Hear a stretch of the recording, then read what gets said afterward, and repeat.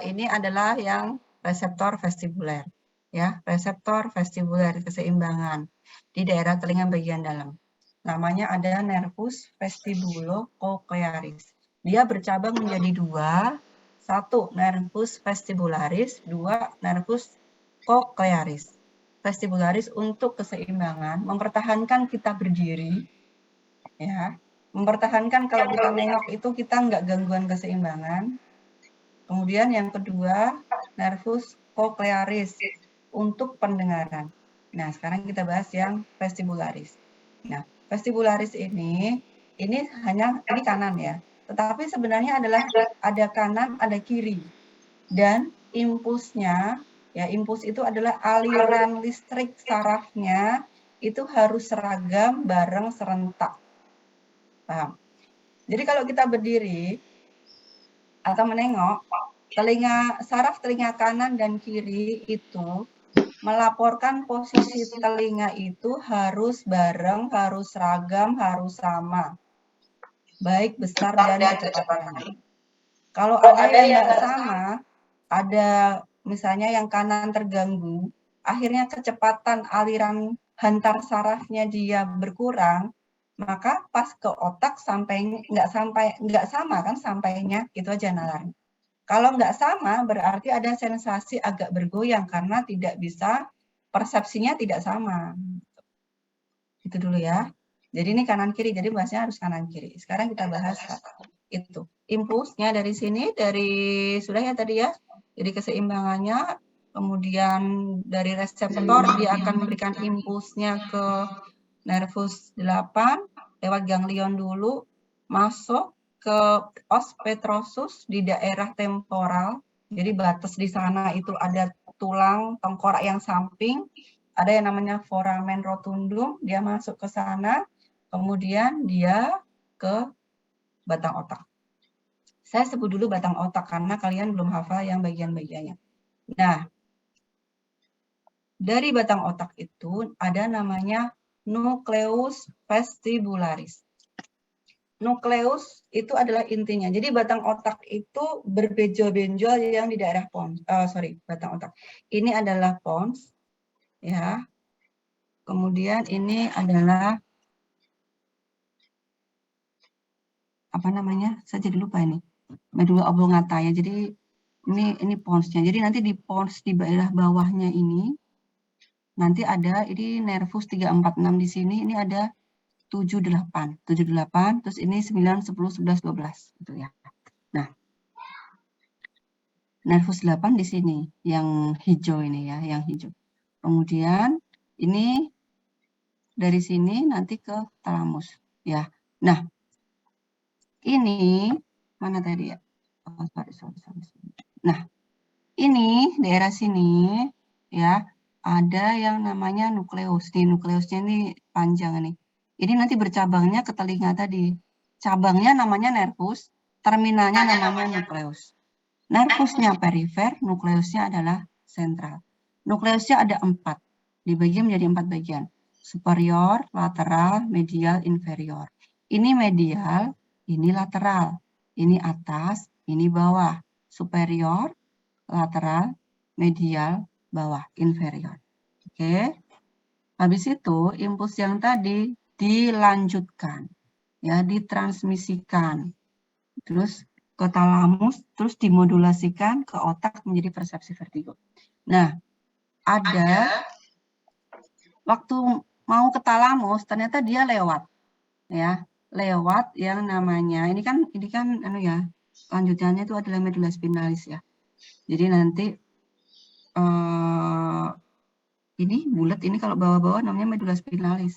Nah, ke atas itu ke pons. Ini pedunculus cerebri. Ya. Nah, nanti pas lewat mau ke talamus, talamusnya di sini ya, ini nggak ada ya. Dia ternyata namanya adalah fasciculus longitudinalis medialis. Itu namanya ya, traktusnya. Ya, ini traktusnya. Nah, pada saat di sini dia berhubungan dengan beberapa saraf yang lain. Jadi kayak ada jalan bercabang hubungannya. Ada nervus 4 troklear, nervus okulomotor nomor 3 sama abdusen. Nah ini, saya lihat kursor saya ya. Ke atas, dia berhubungan. Berarti impuls dari telinga yang tadi, dia juga ke sana. Ya, mempertahankan posisi mata. Jadi kenapa mata kita bisa di tengah? Karena ada kerja 3 saraf ini. Kalau ada gangguan saraf mata ini, mata kita nggak di tengah, namanya juling. Strabismus ya, namanya juling.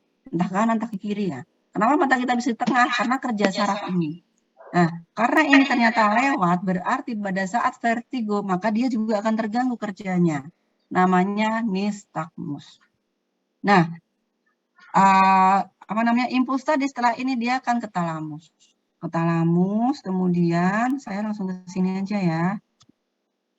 Wah, ini kurang cakep nih. Nah, sini. Kurang cakep nih. Nah, ini. Ya. Ke talamus, ini mana tadi? Dari sini ya. Yang tadi yang ada tadi saraf-saraf tadi itu di sini.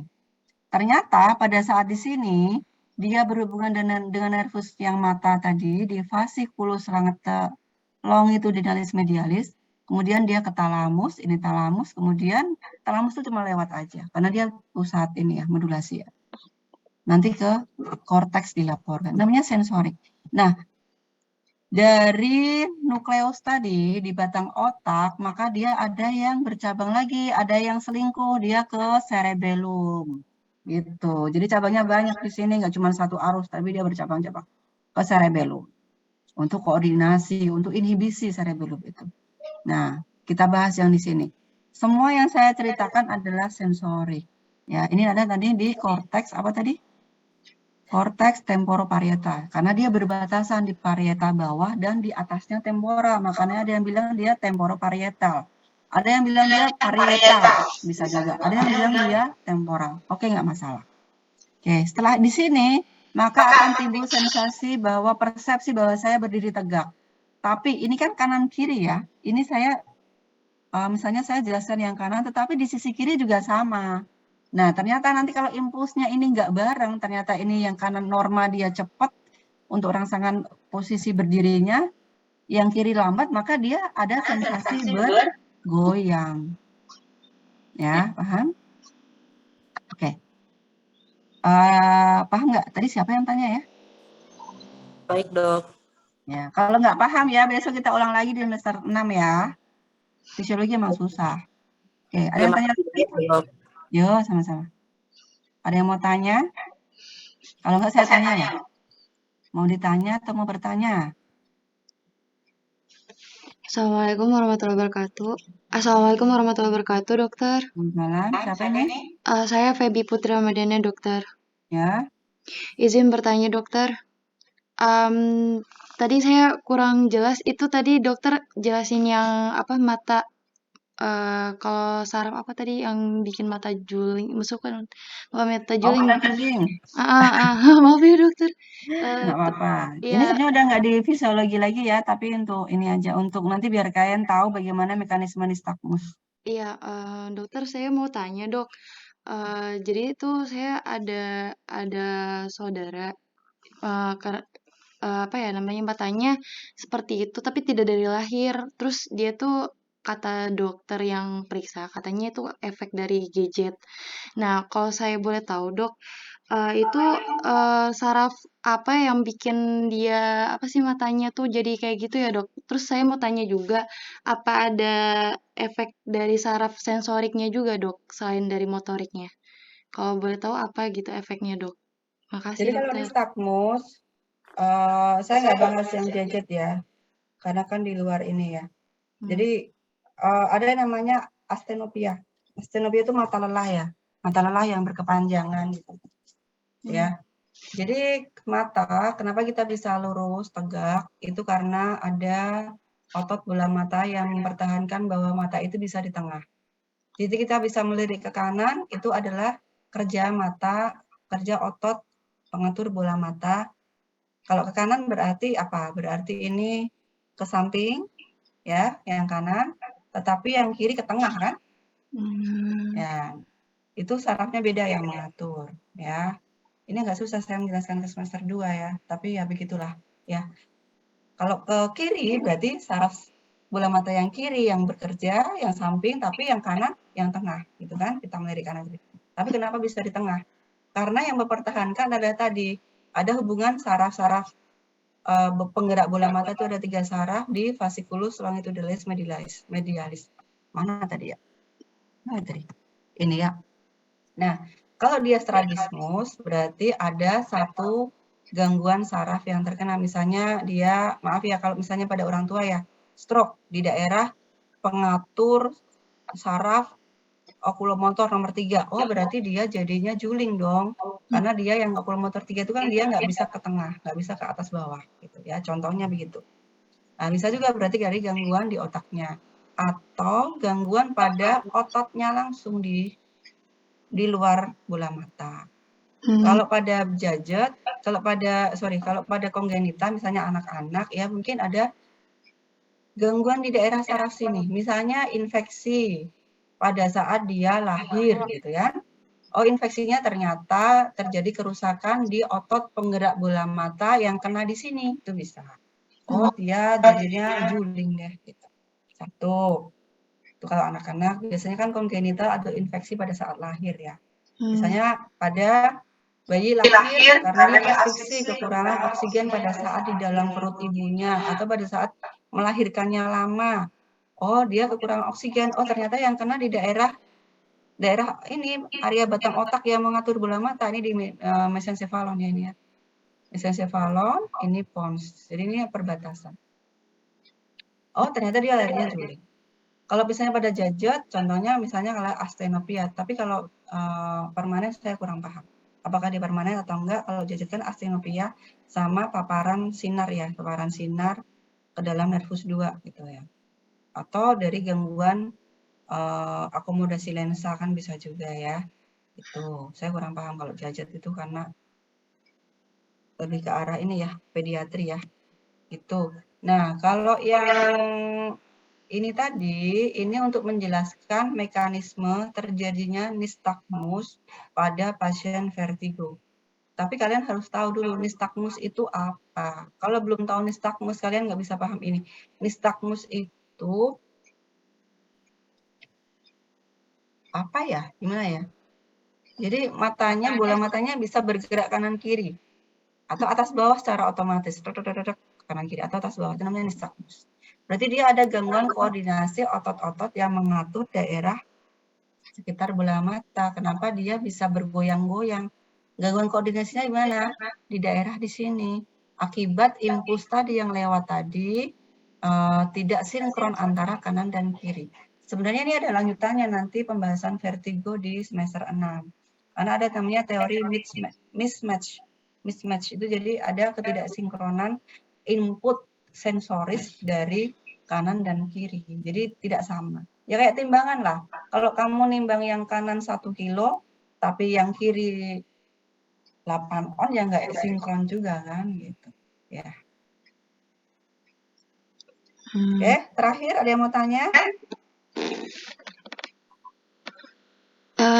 Izin dokter, di kolom chat ada Oh, pertanyaan. ada nanya. Mana ya? Mana? Iya, Saya buka dulu ya. maaf dokter.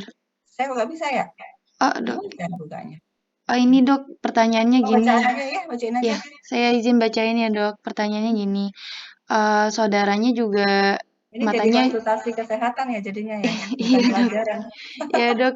Jadi saudaranya ada yang juling juga dok matanya, tapi dari bayi dok. Kalau saya kan saudara saya kan dari udah besar, tapi karena main gadget. Kalau ini pertanyaannya dari bayi, tapi katanya kepalanya tuh kayak, maaf dok, saya nggak ngerti bahasa ininya, peyang tuh apa ya, pokoknya. Oh iya iya iya. Ah, Oke. gitu. Itu gimana dok katanya gitu. Ya tadi udah saya jawab ya. Oh, iya. Iya Ini dokter, jadi terima bahas kasih dokter. fisiologi keseimbangan ya, tapi ini namanya kita kuliah konsultasi gratis gitu ya. Jadi peyang berarti kenapa? Peyang itu kan berarti bentuk kepalanya tidak normal, ya kan? Pertanyaannya bentuk kepalanya ukurannya normal, besar atau kecil? Satu, ya. Ada namanya normosefal, itu bentuknya normal. Mikrosefali berarti bentuk kepalanya kecil dibanding bayi-bayi normal. Ada namanya makrosefali, itu besar gitu ya. Opeyang berarti kalau saya bisa meramal gitu, meraba-raba, kemungkinan pas lahir dia waktu keluar dari bokong ibunya agak susah, gitu kan? Nah, kalau kita ada yang sudah menikah belum? Kayaknya ada yang punya anak ya. Jadi kalau kita melahirkan, apalagi anak pertama gitu ya, belum bisa mengejan pinter, apalagi pada yang langsing-langsing itu ruang pinggulnya itu dia kecil gitu kan, bayinya besar, misalnya pada saat keluar, bayi itu kan memutar ya, memutar, dan apabila, dan bayi itu kan napas ya, di perut itu kan napas ya, jadi kalau dia lama di dalam panggul pada saat keluar, itu namanya persalinan macet misalnya, ada kemungkinan besar bayinya itu dia terjadi hipoksia, sesak napas. Kalau hipoksia dia aman, ya dia nggak akan menyebabkan terjadinya hipoksia di otak juga. Ya kalau kita napas, oksigen masuk ke paru gitu kan, masuk ke paru, kemudian ditangkap oleh hemoglobin, kemudian hemoglobin di dalam darah dia akan mengalir ke jantung gitu kan, dari jantung kemudian ke sirkulasi besar, ada yang ke otak, ada yang kemana-mana. Ya kan teorinya begitu. Tetapi ternyata kalau dia pada pasien hipoksia atau asfiksi, di mana oksigennya kurang, ya dia napasnya kurang, berarti hemoglobin ini dia nggak dapat oksigen, kemungkinan besar oksigen yang di otak juga kurang. Ya, berarti kita lihat dulu julingnya itu matanya ke kanan, ke kiri, ke atas atau ke bawah, dan kita lihat pupilnya juga. Ya, kalau dia memang ada gangguan pupil, misalnya gangguan saraf nomor 3 ya, okulomotor, ya kemungkinan dia ada gangguan di sini akibat hipoksia tadi, hipoksia otak. Ya, oh ternyata habis itu lahirnya juling, contohnya ya, itu satu. Yang kedua, apakah waktu lahir, apakah ada infeksi otak misalnya sampai demam ya, sampai dirawat. Sehingga setelah itu terjadi juling. Ya, macam-macam. Apakah ada trauma di daerah bola mata, ya, yang bikin dia juling. Jadi banyak sekali. Jadi kita nggak bisa satu panah, tapi kita pikirkan beberapa panah. Paham ya? Insya Allah paham. Nanti ini dilanjutkan di semester lain lah. Ada yang mau tanya lagi? Sudah ya, udah 3 ya. Jadi ujian, ya. Karena kami membatasi bahwa di blok saraf ini tidak akan membahas tentang penyakit. Tapi kita bahas tentang anatomi, fisiologi. Jadi misalnya saya akan tanya, jadi nanti ini bocoran ya, saya kalau nggak kasih bocoran nggak enak nanti, biar nilainya bagus lah. Kemarin yang blok pasienku dan lingkungannya yang dapat A berapa? Selamat ya yang dapat A. Oke, contohnya kita pertanyaannya ya, contohnya reseptornya apa gitu ya, organ yang berperan apa gitu ya, yang gampang-gampang aja. Ya, fisiologi mekanisme untuk terjadinya gangguan keseimbangan misalnya ya, itu saja. Saya nggak akan bahas penyakit. Gitu. Boleh protes nanti kalau ada yang bahas penyakit boleh protes. Nanti bisa kita kasih bonus.